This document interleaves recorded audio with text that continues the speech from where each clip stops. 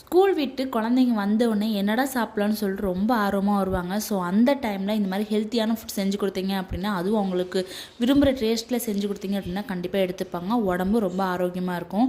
So வாங்க இன்றைக்கி கம்பு புட்டு எப்படி செய்யலான்னு பார்க்கலாம். நான் வந்து இன்றைக்கி 2 கம்பு வந்து உங்களுக்கு காட்டுறேன். இது வந்து நாட்டு கம்பு. ஃபஸ்ட்டு காமிச்சது வந்து பார்த்திங்கன்னா ஹைப்ரிட்டு. ஸோ முடிஞ்சளவு நாட்டு கம்பாக பார்த்து வாங்கிக்கோங்க. ஸோ அது 1 கப் எடுத்து இந்த மாதிரி ஒரு பேனில் போட்டு நல்லா வந்து ட்ரை ரோஸ்ட் பண்ணிக்கலாம். ரொம்ப ட்ரை ரோஸ்ட் பண்ணிங்க அப்படின்னா அது பொரிஞ்சிடும். ஸோ ஓரளவுக்கு அந்த ஸ்மெல்லு வரும். ஸோ அந்தளவுக்கு நல்லா வந்து அதை வறுத்துட்டு இந்த மாதிரி கொரப்பாக வந்து அரைச்சிக்கோங்க. ரொம்ப நைஸாக அரைச்சிங்க அப்படின்னா மாவு வந்து களி அந்த பதத்துக்கு போயிடும். ஸோ இந்த மாதிரி வந்து கொரப்பாக அரைச்சிட்டு கொஞ்சமாக சால்ட் ஆட் பண்ணி கொஞ்சம் கொஞ்சமாக வந்து வாட்டர் ஆட் பண்ணி நல்லா வந்து நம்ம மிக்ஸ் பண்ணிக்கலாம். சுடுதண்ணி ஆட் பண்ணி நல்லா மிக்ஸ் பண்ணிக்கோங்க.